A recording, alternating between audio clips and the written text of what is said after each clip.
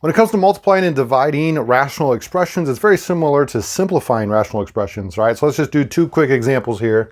In this first one, we need to probably get all the factors on the top left, top right, bottom right of each kind of spot here. So for this first one, what multiplies to be 1? 1 times 1 does, and I would have the both negative to get the plus 2 when I add, or minus 2 when I add, excuse me. So let's have x minus 1 times x minus 1.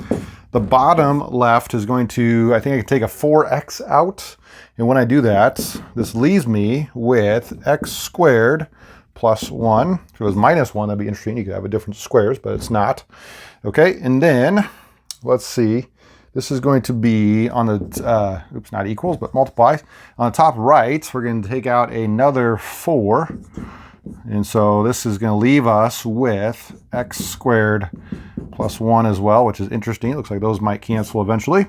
And then down here, very similar to the previous one, but we're going to have minus 2. And so what multiplies to be that is going to be 1 and 2. And I think if the 2 is positive and the 1 is negative, I could add to be positive 1 right there. So this is going to be x plus 2 times x minus 1. And once you have all that, so you have to kind of see on the top or the bottom on either side of our multiplication sign, where can things cancel? So like I mentioned earlier, this x squared plus 1 and x squared plus 1 are going to cancel. The 4 is also going to cancel. The x didn't, though. The x is still there. And then I have a x minus 1 and x minus 1. So on top, I think all that's left is x minus 1. All right. And on the bottom, I have an x times, and then I think everything else except for the x plus 2 is canceled. So I have that left over as my simplified rational expression after I multiplied. Now, same thing is true with division. All right, and when you have like 1, 2, 3 division signs, the middle one is kind of your big one. All right, and remember back to middle school, the keep, change, flip that they taught you, or multiply by the opposite reciprocal. Same thing is true here. You're going to keep this top one the same. So let's do that. Let's say this is x plus 3, and I might factor as I do this. And can I factor out anything here? This is a difference of squares. So this is going to be x plus 2, x minus 2.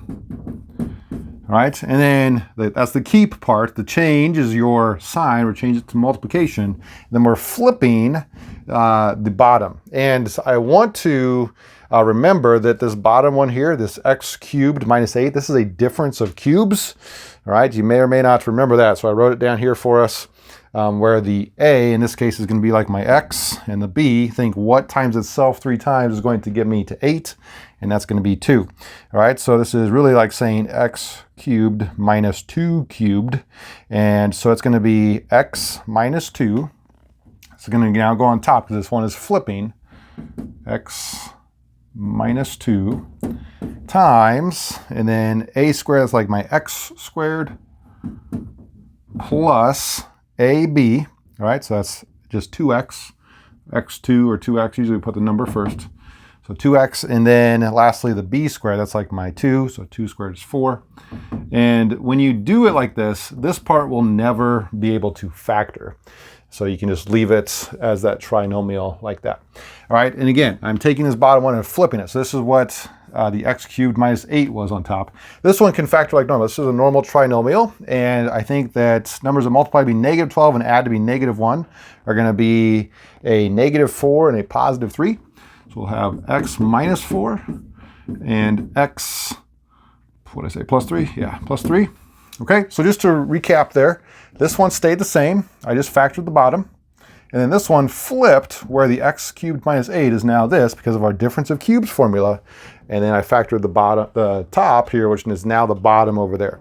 So keep, change, flip. And now we can do what we did earlier, where I'm going to go through and cancel those different factors, and let's see what works. So do I have any other x plus 3s? Yes, here's one. So it's going to cancel there and there. An x minus 2, that's going to cancel here and here. And I think everything else is a little bit different. So I'm going to keep this trinomial, x squared plus 2x plus 4. And then both of these as x plus 2 and x minus 4. And most teachers don't make you multiply that back together. I don't make my students, so you could probably leave it like that. If your teacher did, you'd have to just FOIL this back together. But we're going to call that good for multiplying and dividing rational expressions.